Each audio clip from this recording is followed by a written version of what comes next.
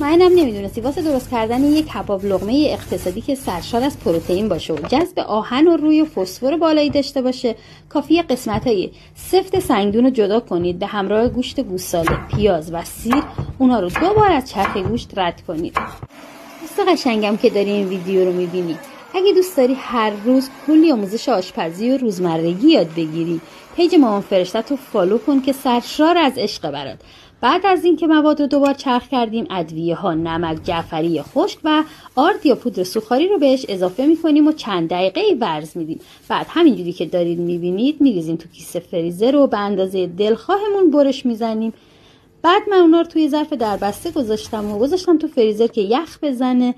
وقتی که از سر کار برگشتم نون خریدم، به سرعت لباسم رو عوض کردم و با خیال راحت بردم و کباب لقمه ها رو دونه دونه توی روغن داغ سرخ کردم. این هم سوزانی برای سرخ کردم که کنارش حسابی خوشمزه میشه. اینم از رنگ و رخ دلبرش که کنار پیاز جعفری و گوجه و لیموی تازه و سیب زمینی فوق العاده خوشمزه شده بود. جاتون کنار ما خیلی سبز.